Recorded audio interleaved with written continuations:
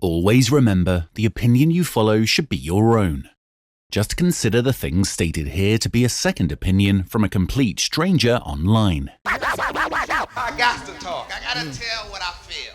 I got to talk about my life as I see it. What is up, Mike? Oh, Phil.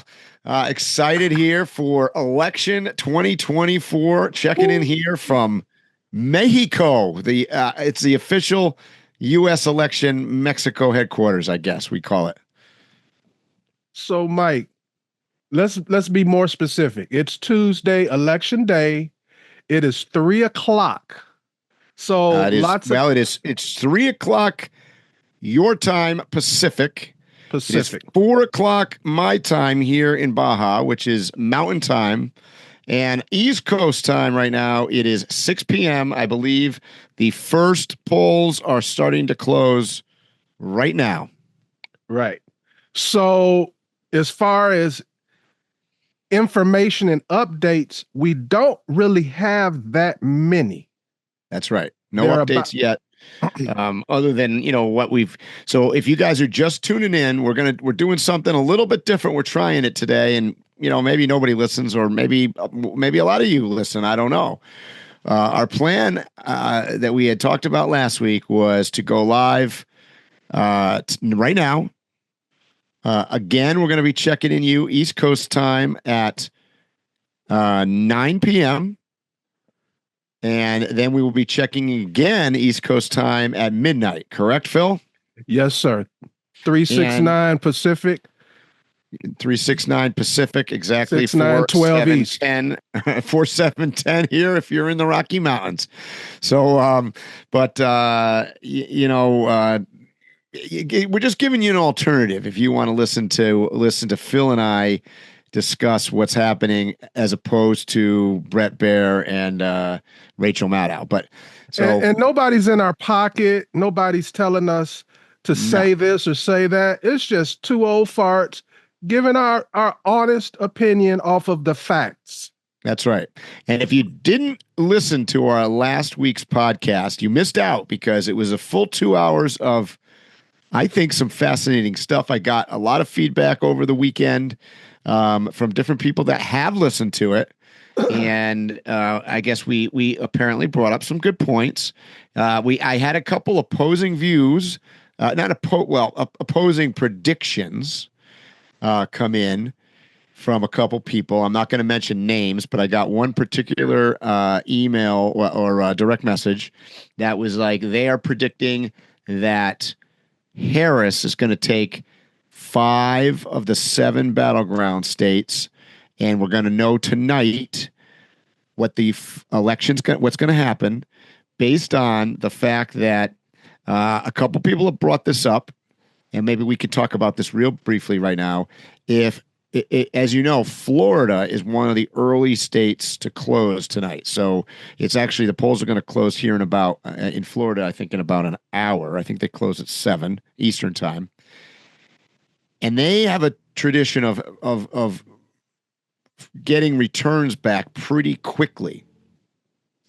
So although it may not be a contested state, meaning that likely Trump is going to win in Florida, it may indicate what voter turnout is from different demographics, which might transpose onto other states. So that's been brought up a bunch of times. So something for us to look at. Well, they have been reporting the demographics a little bit of what's coming in. And so far, women are up 20%, men are up 18%. And I forgot the other one. I had a stat I wanted to give you, Mike. I can't remember it now. But the bottom line, that the mail-in voting in certain parts of the country were up 300%, and the average across America was 50%. Wow, those are like crazy numbers. That's big numbers. Those are crazy numbers. Yeah. So there's a lot. So there's passion on both sides. There's passion. Yeah, and that's what it sounds like. So the only polls that we got back was last night, New Hampshire, that one town up by the border, It came back tied 3-3. So if that's any indication of how close the election is, we're in deep trouble. You know, I love Vermont. I know. So let me. If you're tuned in now, you're listening to us on a 20-minute delay. Is that an accurate That's statement, about Phil? right. Yeah. So you are listening to us on a 20-minute display or a delay. I will put up a link to this podcast. What are we calling this? We're not even going to call this podcast. These are like mini pods. Random Waypoints, election day coverage. There you go. You heard it right from Phil. Random Waypoint, election day coverage, mini pod formula. So you can go and listen to it. And since this is our quote 6:00 Eastern update, the big one probably is our 9:00 one, so if you're watching this right now in 3 hours or a little less than 3 hours, tune in and you can see what we're talking about for the 9:00 election update. Right? Yeah, it's possible we may even know who the president is. Your guess is as good as mine right now. So if you missed our podcast last week, go back. You can, while you're bored with the commercials that are coming on TV, and I'm glancing over at my screen right now because I've got the TV on in the background. By the way, Phil, who I know I'm all around, all over the place, which is what we do on this podcast. Who are you watching? I'll just tell you who I'm watching. I'm actually watching Steve Kornacki on the board on NBC. Because you always got on each one of these networks has I call him the guy standing by the board, right? I forget who the other guys are. I watch a little bit of all of them, but I find that he, believe it or not, even though it skews super left wing on MSNBC, I find him to be the least bullshit, I guess. Maybe that's the best way of saying it. Yeah, they'll generally have like a person standing next to him asking questions about what he just said. And he seems to be like a straight shooter, at least about that part. Exactly. So that's kind of who I've got on the screen behind me here. And and now it's starting to talk to me. So anyways, if you missed out on last week's podcast, Phil and I both came to a similar conclusion, maybe a different road to get there. Mm-hmm. But we both called the election for Donald Trump. We're going to see what happens. I mean, we could be both eating our shoes. Well, it's funny you said that because I was just reading a article called "Whoever Wins, Half of Voters Will Be Surprised." And That's right. That's right. I agree with that. I believe that half of America is going to be shocked tonight. That's going to be part of the entertainment of watching the news later tonight, watching whoever the loser is, just lose it. That's right. That's what we're following most here on our Random Waypoints channel, is watching reactions coming in from not only from the political people themselves, but the commentators and the anchors on the television. And hell, I'm sure we're going to hear from the celebrities and the billionaires and everybody else in between, right? Mike, I was telling my wife that this weekend, I've been paying attention to elections since like 7th grade. And in all of these years, this is the busiest weekend for an election I have ever seen, and not even close. And what I mean busy, I mean as far as how busy the actual presidential candidates were, their surrogates, ads, people knocked on my door. Yep. I get an update on a text on my phone, I swear, from Montana every couple hours, asking me my opinion on something, head out to the poll. It's been crazy. So, it's cliche to say this is the most important election of your lifetime and you need to get out. But this is the first one where I feel like people sincerely took it to heart. And there might be some truth to it. Yep. I agree with that. And let me give you a little bit of interesting perspective. It isn't just the people that are able to vote. I just went and picked up my laundry at the in downtown here in Todos Santos, and I walked into the laundromat, and what are they all sitting in the back listening and watching? They were all watching television of the American election. So the interest level here in Mexico is huge, with obviously different ramifications depending on who wins. Yeah, the border and everything else is a huge topic of discussion on both parties, for that matter. But even last night, I think it was last night or the night before, Trump in one of his stump things was talking about, if Mexico doesn't, start controlling the border, that he was going to put a tariff on everything imported into America. I mean, if you ask me, that's pie in the sky. I don't see that ever occurring. But that obviously that perks everybody's ears up down here, and the interest level is super high. I'm also in a campground where a lot of the people around here, or just in general, a lot of the tourists or non-locals are from Canada. So the Canadians have a huge interest in this as well. There's a watch party I heard going on down at one of the local bars tonight. All the Canadians were going down to watch the election on television. So this is an event. This is not just an American event. This is a worldwide event. Yeah. Do you remember I told you I went to a debate party out in the woods? They're doing it again. If we weren't doing this all day, I would absolutely go this evening with them. Yep. And there's a lot of apprehension and anxiety about this. I've got people I've been monitoring a little bit on social media. People are getting ready to, on one side you've got people excited about all sorts of different things for different reasons. Thinking that we're going to get America back, or we're going to make it great again, or we're going to have our first woman president, or we're going to, I mean, it runs the gamut of everything. And, unfortunately, here's my negative commentary. I would say 70% of the reasons why people are excited about today are really not even for the right reason, quite frankly. It's like, I think we've forgotten that this is an election. We're supposed to be choosing a leader of America, and it's not supposed to be about whether or not a person, what sex they are, or whether they're, I don't know, all this other peripheral stuff that comes up. And that's too bad, because I think it overshadows, in the case, let's use that as an example. If Harris gets elected, I almost want to say, I know I'm going to get attacked for this, but I almost want to say I'm almost disappointed that she's the first woman. You know what I mean? Like, not meaning that I'm against a woman. God, I wish there was a better one. Because I just think the choices are not that good. Mike, this is something else I was talking to with my wife. It would seem like women would feel that way more than us. Mm-hmm. If I was a woman, absolutely, I want a representation of me to be the leader at some point. I get that.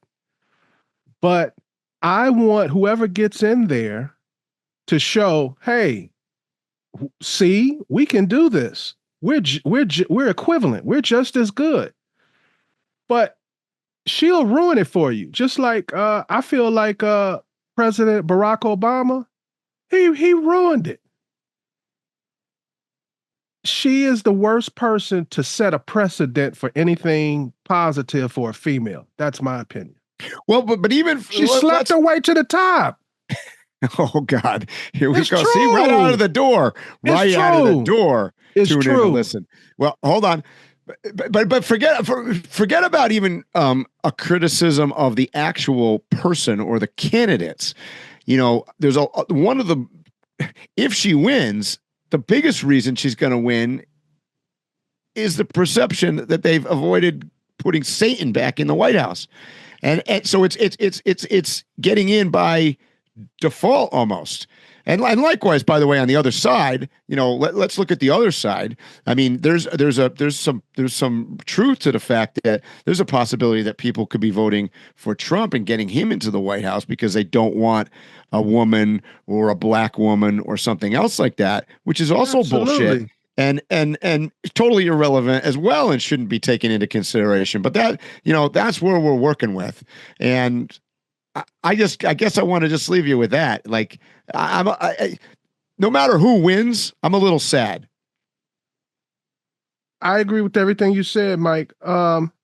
Yeah, there's always going to be people who think that the sex or your origins or something peripheral is the reason for your superiority in something, whether it be the way you speak, being intelligent, athleticism, or whatever.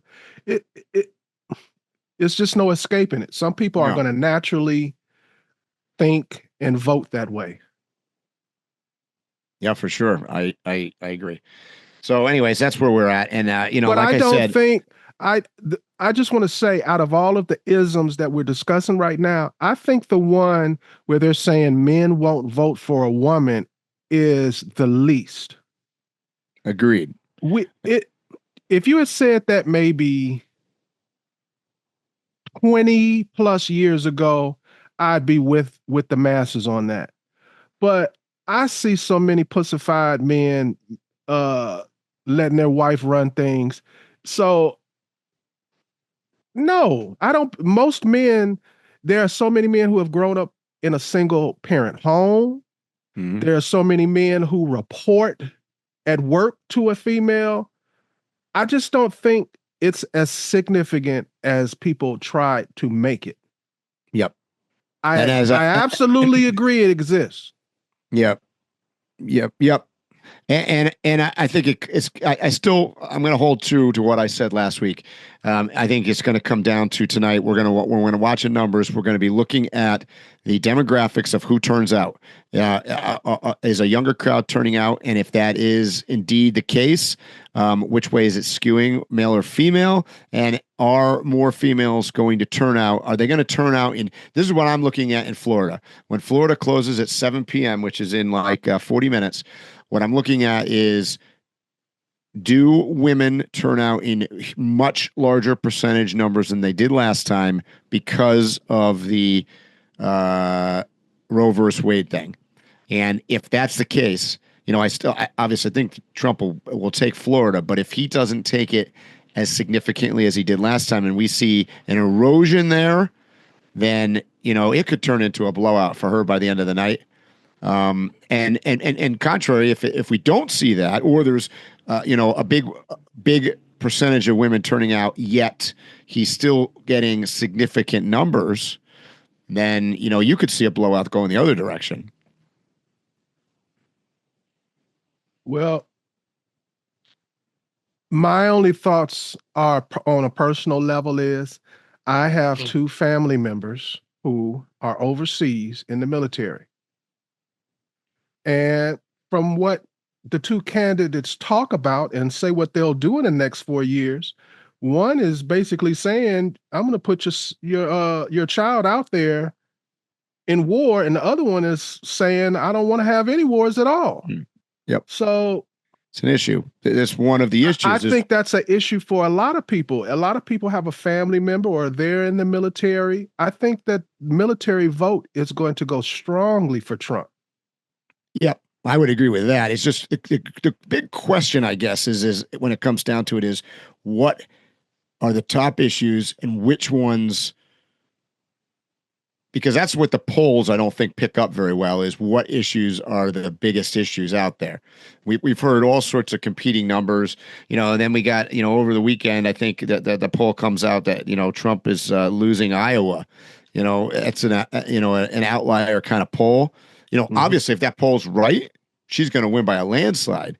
But, there's some substantial questions as to whether that poll is that indeed makes any sense. But I guess we're gonna find all this out. And so Mike, I have a question for you. Yeah, we made all of those predictions a few days ago. Is there anything you want to go back on, or something already happened that's changing your mind, or are you sticking with everything you said? I'm sticking with everything I said. The one thing I would tell you is, if I was totally being honest with you, I can see some in the last week. I have seen some Trump erosion. And you wouldn't think this would be the case, but I do really believe that some of it is eroding because, in my opinion, he has given the worst closing argument of any president in the history of mankind. His closing statements, the New York City Madison Square Garden thing, and then even after that, he was shit. He was campaigning last night to like I don't know. I went to bed at in my time at like 10 o'clock, and he was still in Michigan or somewhere talking. But his closing arguments have been awful. Like, he's been just attacking people. I think even Vance came out and said something about, Harris was garbage. I just, whoever is, and the bottom line is, this is a rhetorical question. I'm going to say whoever is consulting with him and advising his campaign, which I think every one of us know that it's him and nobody, and he doesn't listen to anybody. I think his closing, it almost looks like, in my opinion, it's been so bad, it almost looks like he's trying to lose. Like it just, contrary, she shifted. She went from constantly, the only thing she could ever say was, Trump this, Trump that, Trump this, Trump. And then the last couple of days, she'll talk about stuff and she doesn't even mention his name. And she's tried to do the whole, we're going to unite, we're going to bring everybody together, everybody's got a seat at the table, blah, blah, blah.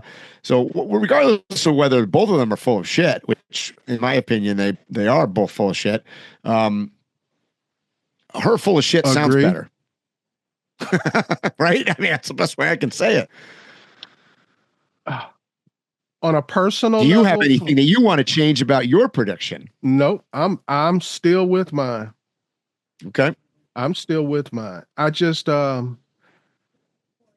don't see how she overcomes the economy. If she wins, that tells me the economy was not the number one issue.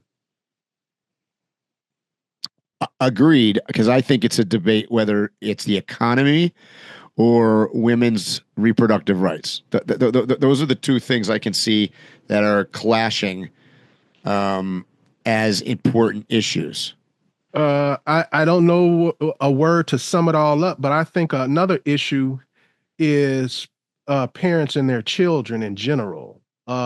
Being able to regulate what drugs are going to my child, regulate. I should know everything about what goes on with my child while I'm in school. And if you are not aware, a majority of schools now have rules and regulations where kids can come in and talk about things and get decisions made and everything and totally usurp the parent. Yep. And if the parent tries to get involved, they could literally get into a legal situation. So I think there are other little small social issues that all add up to one big social issue. So I think that's a big thing. If I'm a parent, see, it's like a lot of the stuff they're talking about now, abortion don't affect me and my wife, nothing about the family, none of that stuff. But if you are a young person, you just starting a family, I think that their decisions on a lot of things are very important to you. Yep.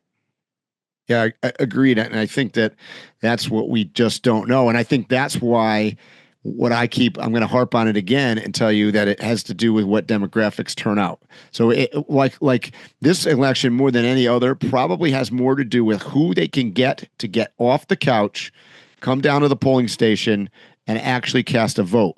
And I think that's what's going to make a difference here because each one of these issues is unique. Look at the swing states. Look at Michigan as an example.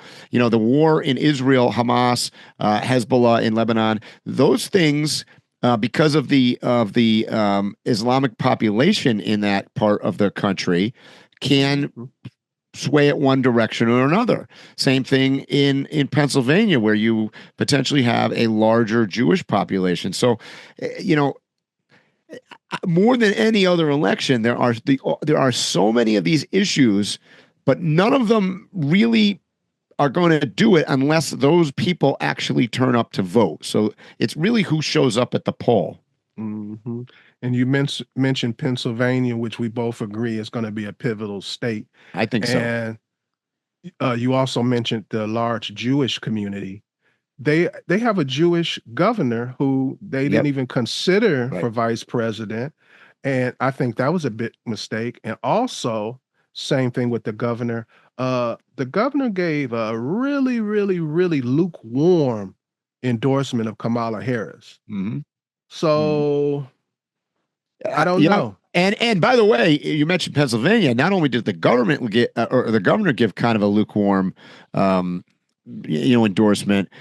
Fetterman, who's in his own right a nutball, he has been fairly outspoken in his um, doubt of how strong the Democrats are in his own state. Like he's come out on a bunch of occasions that don't underestimate Trump. He's seen, a bigger turnouts in certain places than he expected for Trump. So it's an interesting pile of stuff that comes out of Pennsylvania. I think you're going to be able to see. So Pennsylvania is notorious about how they get back the results pretty slow. I remember last time people were waiting forever on Pennsylvania. However, I've heard by listening to some of the stuff I've been listening to online that Michigan has got their act together and is going to be getting results back fairly quickly. And typically, Michigan and Pennsylvania have very similar results. So it'd be interesting to see what occurs in Michigan and if that is indeed what's going to happen. Because we all know that if Harris is going to win, she's pretty much got to hold her northern blue wall there. That has to happen for her to win. Mike, something we haven't addressed. I'm shocked we haven't. Both of these people who are running and the people surrounding them are the type that no matter who wins, you could see a lot of legal battles for different electoral votes in different states.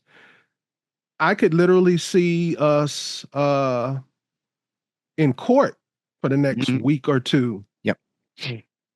Oh, yeah, maybe even more than that, for sure. I mean, and that Because was a they disappointment. both play dirty ball when it comes to those type things. Sure. And I was talking to a couple friends here, and one of the things that we mentioned was you saw on the news this morning they've extended the polling locations in both Pennsylvania and I believe Georgia in certain places due to software issues and a couple other problems. I think it was a bomb threat maybe in Georgia. But these are the things that like it's 2024.